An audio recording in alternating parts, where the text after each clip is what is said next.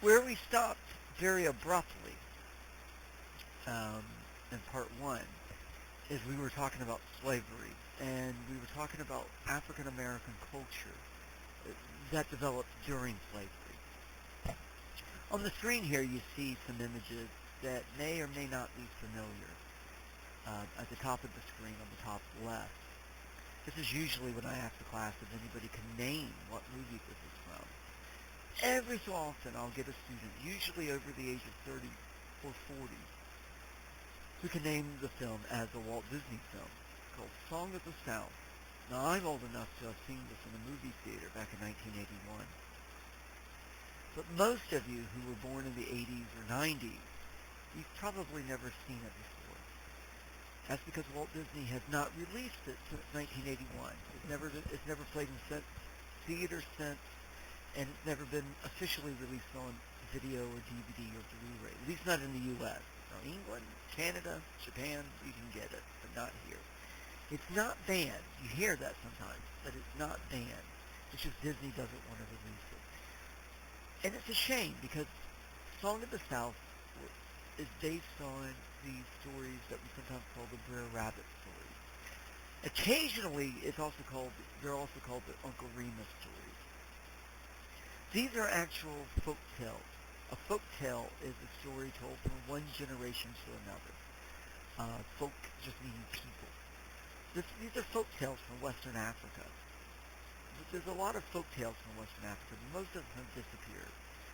But these Brer Rabbit stories have go all the way back to at least the 1700s, and they're still told today. And it's a shame that today many people feel like you're not supposed to talk about Brer Rabbit. Like I said, Disney won't release the movies. You rarely see these books in elementary schools anymore.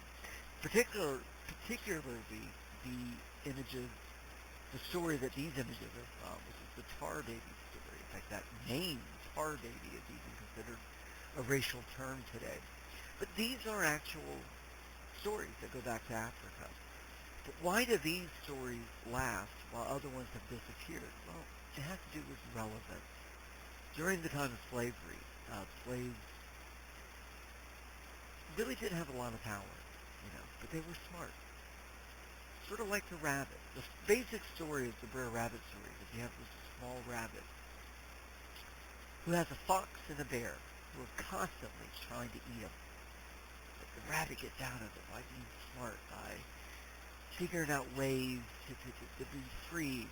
One story they have him, there's a briar patch, and he says, please don't throw me in that briar patch. And of course, that's exactly where they throw him. And of course, that's what he wanted, and he escapes. The reason these are controversial, though, is because of how they came about. There was a Georgia journalist named Joel Chandler Harris who grew up outside of Atlanta on a plantation. His family was the owner. And he was raised by one of the slaves. She told him stories, these stories. He later grew up to be a journalist, and he used to write articles in the Atlanta newspaper. Now, after the Civil War, he was somebody that thought slavery should still be here. And so he would write articles very critical of the fact that slavery no longer is around. And he would occasionally use a made-up character called Uncle Remus. Uncle Remus was supposed to be a former slave who liked slavery, who was sad that slavery no longer is around. Again, he's totally made up. He's an apology for slavery. But occasionally, Uncle Remus would tell stories. And it would be the stories, real stories. And over time, those stories became very popular. So Harris was asked to write a book of nothing but these quote-unquote Uncle Remus stories. So he went back to the old plantations and interviewed a lot of the former slaves and transcribed the stories word for word. And he published them. And again, they really are part of American literature. They are part of not only African American culture, but just simply American culture. And the stories themselves are wonderful. It's Uncle Remus that's the problem. Uncle Remus is this sort of made-up character that's supposed to represent what slavery was like, and of course he's nothing what slavery was like. Nowadays, people just get them all mixed up. They just think Uncle Remus is bad, but they also think the stories are bad. By the way, most of you probably have never seen Song of the South, but I bet you've heard the song from it. There's a famous song that won an Oscar in 1946 called Zippity Doo Dah, and that song is from that movie. Okay, something else that you may not associate initially with African American culture is simply the banjo. Today, when you hear the banjo, people think hillbillies, they think country music, they think deliverance. But the banjo is actually an African instrument. It's basically a drum that's been modified. And throughout the 1800s and early 20th century, if you ever portrayed an African American, you almost always showed a banjo. It wasn't until the 1940s that banjo became seen as kind of a white Southern instrument when bluegrass got very big, a brand new form of music in the 1940s. But it was a predominantly African instrument. And that image right in the middle of the young kid is actually from 1837, a very early painting of a slave playing his banjo. So again, I've tried to give you a few examples of African American culture that we see developing during slavery. There's a lot of misperceptions about African Americans and slavery. We tend to blame a lot of the problems today on slavery. And while history matters, I think we're going too far back. As we all know, in a lot of communities today, there are problems of absentee fathers, and that includes the black community. And a lot of people think that's because of slavery. But actually, if you go back and study this time period, as many historians have done, it turns out that slaves had very strong marriages. They weren't legal marriages, but they had very, very strong marriages, which is what, by the way, what you see in this painting here. They had their own wedding ceremonies, including things like jumping the broom, which some people still do today. And even if it wasn't always the biological mother and father, we do see very strong two-parent families. So the problems we talk about today of absentee fathers, well, that's a modern problem. That's not a slave problem. We also see African American music developing under slavery, things like spiritual music and early types of country music. Food, which we've already talked about. Medicine, in particular women. Slave healers were very common. In fact, they were sort of the main form of medicine on plantations. Folk tales, which we've already talked about. And religion, this is the other one. Most slaves, by the time of, say, 1850, were Christian. They may have been Muslim when they were first brought over, or other religions. But by the time of 1850, just like everybody else, they were Christian. But it would have been their own version of it. Today in many, many churches, especially white churches,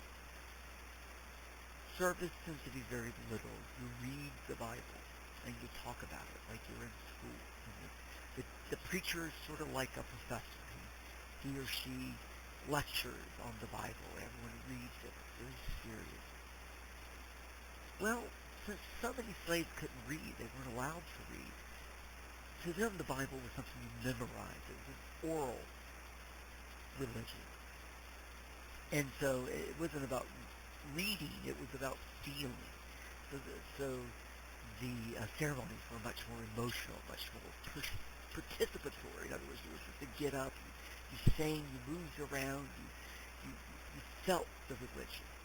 Very spiritual. We might even use the term charismatic. And of course, what, slave owners wanted slaves to think about were things like, obey the laws of Rome, do what you're supposed to do, while slaves focused more on the Old Testament, Christianity and the Bible as liberating. There's a reason why a lot of slaves were called Noah or Moses or Abraham. They were really hearkening back to the Old Testament when Moses was freeing the people. And this is one thing we still see today, I think. We're very integrated today. We see interracial marriages. We see friends that cross race lines. Schools are integrated. But the one area we're not integrated is church. You see a little bit. But it is the one area where we do still seem to be segregated. We do have very clear white churches and very clear black churches with very different types of worshiping. And that goes all the way back to slave time. That is a tradition that that seems to have started during slave time. Okay, we could have gone a lot further with slavery. It's a huge topic. This was a shortened version of it. Um, Now, while slavery is sticking around, isn't going away, we also see something new, something called the Abolition movement that starts in the 1830s. It actually starts in England in the 1770s, during the time of the American Revolution.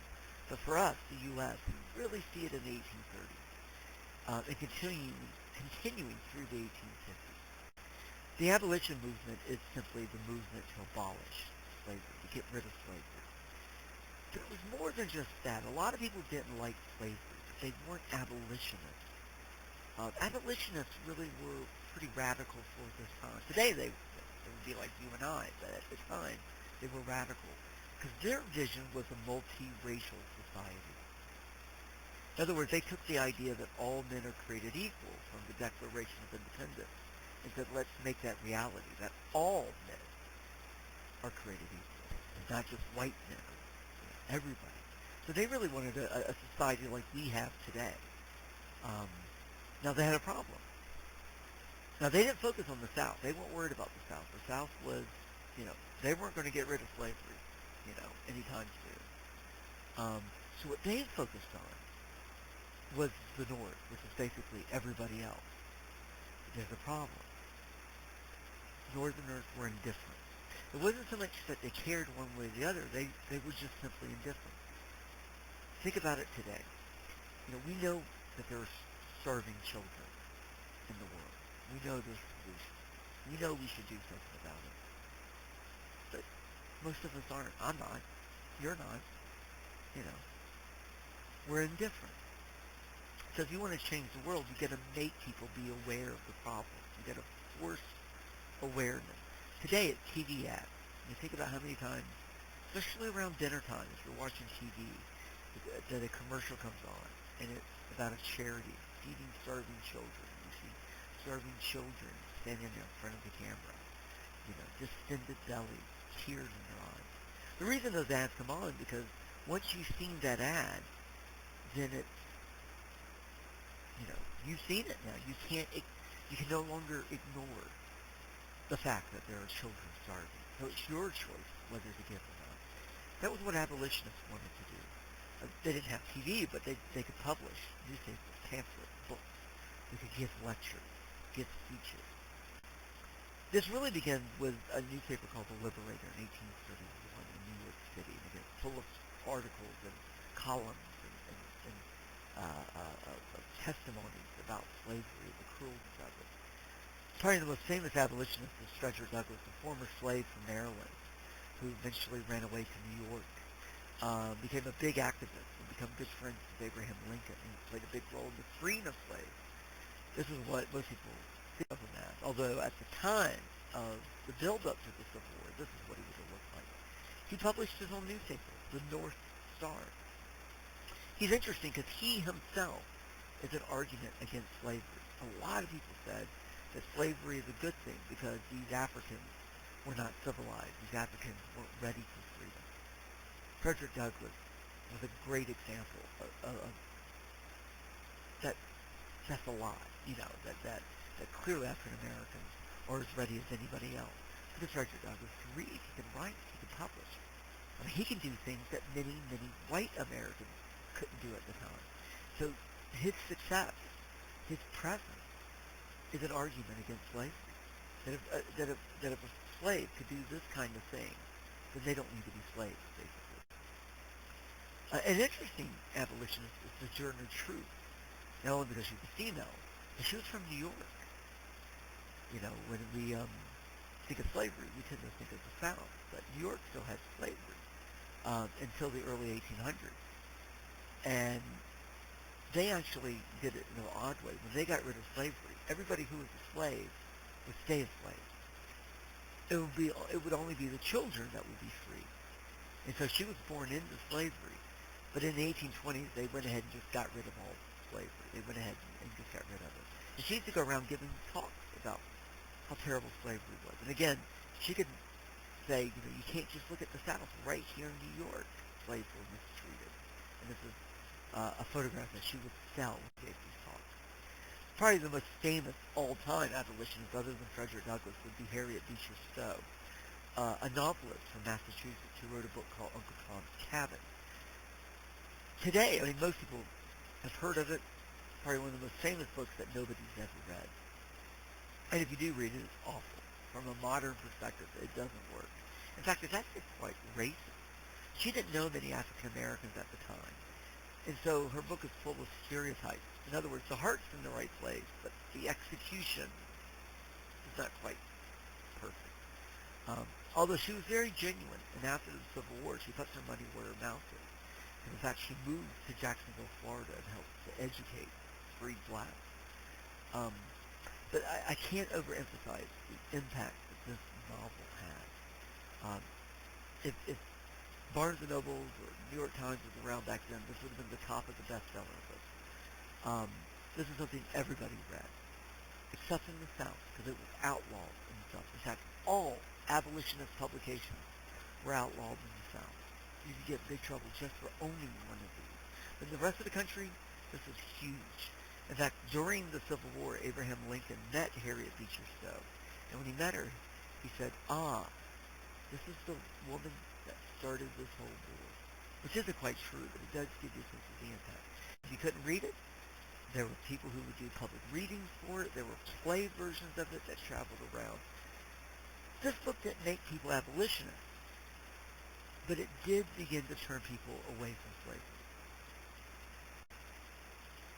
Now, at the same time that we see abolitionism starting in the early 1830s, we also see this country's largest slave rebellion, Nat Turner's rebellion. Nat Turner was a slave in Virginia. He was a preacher, and he was allowed to go from plantation to plantation preaching. But he was supposed to be preaching the official version of Christianity. But what he was really doing was plotting a revolt. And one night, they all rose up. And there was over 100 slaves. And this was a very violent uprising. They killed their masters. Eventually it was cut down, and all the leaders were executed. The reason this matters is it set back the abolitionist movement. You know, one of the big arguments for slavery was that if we free these people, they're going to kill us all. As Jefferson said it once. Slavery is like having a wolf by the ear. In other words, if you cling on to it, you're going to die. But if you let go of it, you're definitely going to die. You know, and this played into that fear. We can't free these people. Look what Nat Turner did. You know, he killed the people. If we free these people, they're all going to kill people. You know, slavery is for our protection, would be an argument. Okay. Now, since the Compromise of 1850, things have been kind of calm, politically. And then something else happened in 1854. Now, by 1854, we have a new president. Millard Fillmore is not reelected. He was a Democrat, and we get another Democrat in office, Franklin Pierce, one of our first presidents who was not a slave owner, but he was very pro-slave oriented. He didn't want to attack the system of slavery. He may not be a familiar name to most of you, and that's pretty typical. The 1850s is probably our worst period for presidents. These are guys that really didn't do a whole lot, and they don't play much of a role in our story. Now, that territory out west, it's about time to create some new states. If you look at the map, you'll see Illinois, where Chicago is. There was some talk of building a railroad from Illinois all the way over to San Francisco, a transcontinental railroad. And a guy named Stephen Douglas wrote the bill to start work on this railroad. And he owned land in the Kansas territory, in the Nebraska territory. And so he wanted to turn those lands into states, and then sell his land to this railroad. Now, by the way, in the South, they were thinking, well, why don't we build a railroad, say, from Mobile, Alabama, up to San Francisco? Obviously, we didn't go that route. It ended up going from Chicago, but there was some debate about that. So, when you fly. One thing that was added to this bill was kind of important is Stephen Douglas wrote into the bill at the request of Southern slave owners that those who vote whether or not Kansas will be slave or free, they don't have to live there. In other words, you can get on the train, go to Kansas, vote, get back on the train and go back home. Which isn't really what popular sovereignty is supposed to be. It's supposed to be the people who live there. But in the bill it says they don't have to live there. So it's kind of cheating a little bit. Anyway, it's going to be a while for that's up for vote. So that's simmering. Well, over the next couple of years, a few things happen. In fact, three things happen all at the same time. In May of 1856, three things happen. First is something called the Brooks-Sumner fight. Charles Sumner, there on your right, he was from Massachusetts. He was an abolitionist, absolutely despised slavery. And he used to give a lot of speeches against slavery in Congress. And one day he was giving a speech, a very, very fiery speech about slavery in Kansas. And he began to point at the Southern senators, including a senator named Senator Butler from South Carolina. Senator Butler had a lisp. I know I have a small one, and in fact tonight it's getting pretty bad, but he had a really bad lisp. Charles Sumner was talking about how terrible slavery is, and he began to imitate Senator Butler in a very ugly way. Senator Butler from South Carolina supports slavery.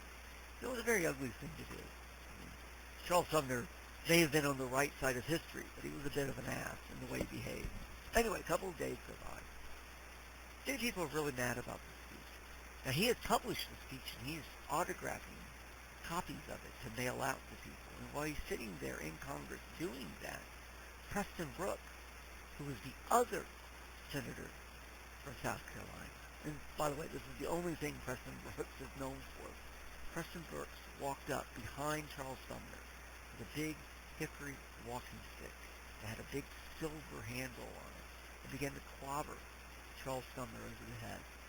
Very brutally, in fact. He was going to kill Sumner. That was his plan. He was going to beat his brains in. Eventually, Charles Sumner is able to get away. This is the famous drawing, because this is the club versus what's just mightier, the sword or the pen, Eventually, Sumner does crawl away, and Brooks is pulled off of him. Sumner's in a coma. I mean, he almost died. It's actually surprising he didn't die. And the chair would be empty that he sat in for years. In fact, they even re-elected him, even though he was bedridden for a long time.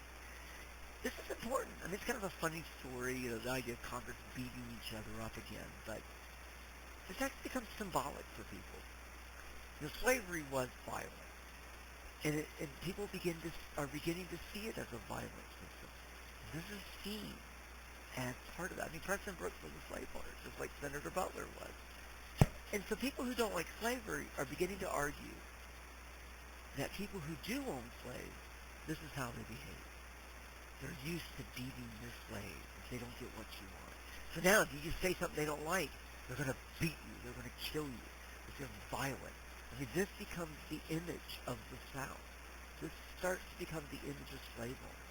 In other words, just from a PR viewpoint, from an image viewpoint, this is really bad. I mean, this is turning more and more people away from the South and away from slavery. At the same time that happens, in Kansas, things are heating up. It's getting closer and closer to the vote. And people are getting together to argue about this. And they're starting to kill each other. Kansas starts to be known as Bleeding Kansas. The most famous of these acts of violence is in Lawrence, Kansas. There was a meeting of anti-slavery people, and they were the ones that lived there. During the meeting, several people rode into town, shooting up people, including people at this meeting. Most of these guys that came in weren't from Kansas; they were from Missouri nearby. And so basically, we're already seeing Americans killing other Americans over slavery. Some people say this is sort of the first version of the Civil War. And well over 300 people are going to be killed in Kansas over the issue of slavery. I mean, we're already doing it. We're killing each other over slavery. I mean, this is 4 years before the American Civil War, and yet we're already killing each other over it. Right after the Lawrence raid, something else happened. The Pottawatomie Massacre. Pottawatomie is a creek in Kansas, and there was a massacre there as a response to the Lawrence raid. It was led by John Brown. John Brown was from Massachusetts, an abolitionist. But unlike other abolitionists, he felt very differently. Most abolitionists gave talks, speeches, wrote articles, wrote novels. John Brown felt that if you really, really, really, really think this is bad, then you don't just talk about it, you do something about it. In his case, you kill people. You know, if you really want to free these people, you got to do something about it. That was his argument. So he and his followers, including some of his sons, his wife will have well over 15 children. So some of his older sons go with him. So do some escaped slaves. When they go to Kansas. And they go to Kansas because for them, that's where the fight is. He's a devoutly religious person. He displays it in an odd way. He's very, very religious and literally thinks that God has chosen him to liberate people. So after the Lawrence raid, he takes revenge on some people he thinks might have been part of that raid and kills them. Cuts their head off, cuts their bellies open, pulls their guts out. I mean, really, really serial killer type behavior. By the way, that's the sword that he used during this raid. Then he rides off into the night. He sends letters to newspapers so that everybody knows who did it. But then he disappears. Everyone condemns this. Abolitionists, everybody. But there's two different reactions to this. In the South, obviously, this is the worst thing ever. White people killing other white people over slavery. This is awful, awful, awful. To them, he is the 19th century version of Osama bin Laden. In the rest of the country, yes, they say the same thing. He's a terrible person. He shouldn't have done that. But a lot of people say he's got a point. He shouldn't kill people, but he's got a point. If slavery really is this bad, then we need to get rid of it. And the South can't believe it. The white South cannot believe this. We're starting to see the North and the South drift further and further apart. Now, the next year, the violence, by the way, continues in Kansas. It doesn't go away. You know. In the meantime, there's another issue about to come up. But before we get to that, there's yet another president. Again, the 1850s was not a good time for presidents.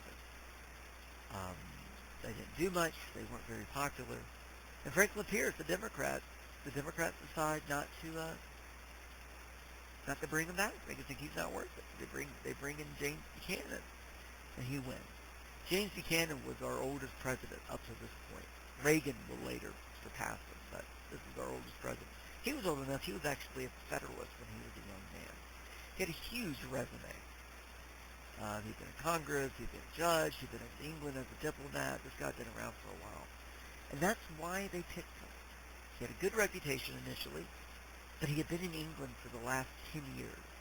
So his hands are clean of all these slave issues.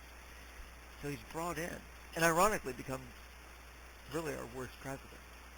Lincoln, the next guy, is considered by many, including myself, as one of our best presidents. Yet he had one of the shortest resumes of anybody. Sometimes experience doesn't matter. Anyway, James Buchanan is now president, and we're going to see a little bit later why he's considered the worst president of all time. Anyway, by the time he comes in, the Supreme Court is ruling on a major court case, the Dred Scott case. Dred Scott was a slave. He belonged to a military officer who traveled a lot. So he went from state to state to state. He eventually married another slave, and they had a child, by the way, that was born in free territory. And they're going to try to argue that their child should be free because they were born in a free area. Dred Scott's owner would say, no. Eventually, the owner died, and the owner's widow takes Dred Scott to another state, a free state, Illinois. Excuse me, sorry, it's late here. I apologize. To Illinois. A lot of abolitionists say, well, he should be free. He's a slave in a free state. He should be free. The Supreme Court ruled, no, he's still a slave. Even though he's in a free state, he remains a slave. Which had been tradition, by the way. It was very common for slave owners, if they ever went up north, to bring slaves with them, for, to help them out and bring them back. So there is a precedent for doing this. But think of the implications of that. If I'm a slave owner, I have 50 slaves. If I move to Massachusetts, which is a free state, according to this decision, I get to keep my slaves. So again, slavery didn't go away in 1808. Here we are in 1857, 50 years later. And slavery now could be anywhere. Theoretically, slavery could be anywhere in the country. This starts to make people who had been indifferent, now they care. They truly care about slavery because it's spreading even further. That same year, Kansas is ready to draw up its constitution, which means they're ready to vote on whether or not to be slaves or free. So in Lecompton, Kansas, in this building, in fact, a vote's held. And there's two choices. To expand slavery in Kansas, because there are already some slaves there, we're going to expand it, or are we not going to expand it? Now, if you notice, there's a missing choice. And that's no slaves at all. That's like saying, you want to get punched once, or you want to get punched twice. And of course, you would say, well, where's the choice of not getting punched at all? They cheated. They, the pro-slave interests, have cheated. I mean, they've already cheated once by saying people don't have to live there to vote. That's already cheating. Now they're not even giving a full choice. The choice is supposed to be between slave and free. This is between a little bit of slavery and a whole lot of slavery. It goes against the whole idea of popular sovereignty. And, not surprising, pro-slavery wins, but Congress rejects it. They say, look, you didn't do what you said you were going to do. You cheated. And so Kansas does not become a state, not yet. When it does become a state in 1863, it will become a free state, because the reality was almost everybody who moved to Kansas were not slave owners. There were only a few slave owners. And for now, the fighting stopped and things calmed down a little bit. But again, it is clear. Slavery is the issue, and it is more and more and more. It is dividing people. This is it. Now, John Brown is still out there. He hasn't gone away. Turns out, he's in a place called Harper, Ferry, which today is in West Virginia, but back then it was still Virginia. West Virginia won't become a state until during the Civil War, when West Virginia breaks away from Virginia to become a free state. But at the time, Harper's Ferry was in Virginia. Now you might wonder, why did John Brown go to Harper Ferry? Well, he went there. Of course, he used a different name. He was a teacher at this point, and his followers were there as well. But the reason they're at Harper's Ferry is simple. That's where the Army keeps guns, its ammo, its uniforms. It's the depot for the Army. His plan is to break into to the warehouses there, take the guns, take the cannons, load up a train, and take them down south and arm the slaves, so that slaves can rise up and kill their masters. He's going to start the revolution. He attempts to do this raid, and it fails. Fails miserably. He's captured. Robert E. Lee is the guy who captured him, and he's executed. That's it. Again, the reaction is very different. In the South, they think this is the worst thing that's ever happened. The rest of the country, again, they condemn his actions. But yet again, they say, well, he's kind of got a point. The white South can't believe it. To them, as far as they're concerned, the North and everybody else are not part of the same country anymore. They don't think the same way. And right in this, we get the next presidential election. Stephen Douglas is going to run for the Democrats, but Democrats don't want to pick him. The Democrats need, and they can't decide on a candidate. And they go away and they don't decide on one. And then you get two Democratic meetings. You get a Northern Democratic meeting, and they choose Stephen Douglas of Illinois, and you get a Southern Democratic convention. And they choose John Breckinridge, a slave owner from Kentucky. So even the Democratic Party is split now between Northern Democrats and Southern Democrats. And we see that split throughout the country. Because we start getting Southern Baptists, Southern Methodists. I mean, these churches are splitting up. Families are splitting up. But remember, there is another party, a Republican Party. And they have chosen Abraham Lincoln as their candidate. Again, Abraham Lincoln's an interesting character. He's initially born in Kentucky, a slave state. His family, however, were anti-slavery, and they moved away because of slavery. They moved to Illinois. But he grew up extremely poor and taught himself to read with the help of his mother, taught himself the law, eventually becomes a lawyer, served in Congress for one term, then runs for the Senate in 1856, loses to Stephen Douglas. Stephen Douglas, by the way, used to date Abraham Lincoln's wife. Their relationship was way back. He loses the Senate seat to Stephen Douglas. Stephen Douglas is reelected, although they debated several times over slavery. And then in 1860, Stephen Douglas is now running for president, and Republicans go with Lincoln. Part of the reason they went with Lincoln was because of how good he did in the debates against Douglas. A lot of people thought he won those debates. He also is a blank slate. He's a brand new candidate. So there's kind of a sense that people might vote for him because he is the blank slate. He never said he would get rid of slavery. He was anti-slavery, but he never said he'd get rid of slavery. In fact, he specifically said that he wouldn't ever get rid of slavery. All right, I had a little technical glitch there, so I'm going to try this slide again. So I hope this makes sense.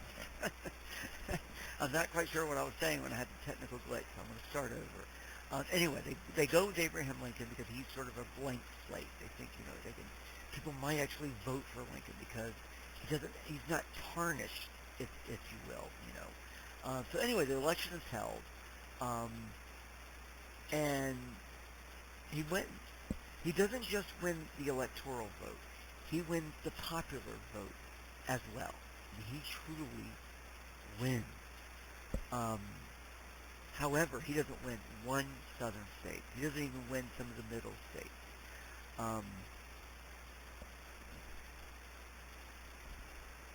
Most of the southern states go for the Southern Democrats, as you can see with the lime green. There was another party called the Constitutional Party. They were basically people that wanted to keep slavery, but they also wanted to stay a country. Stephen Douglas, the Northern Democrats, only gets one state, not even his home state. He gets Missouri. That's it. That's the only state he gets. Now, Southern slave owners assumed Lincoln would get rid of slaves. He even said he would never, ever get rid of slaves. But they assumed that he would. And a lot of them, like South Carolina and Georgia, said that if they elect Lincoln, we're going to break away from the country. So that's where we're going to leave this. So when we come back on July 24th, Wednesday, July 24th, this is where we're going to pick it up at. What happened? What is the reaction to the election of Abraham Lincoln in 1860? And that's where we'll leave it. Okay. You're done with me until Wednesday, July 24th.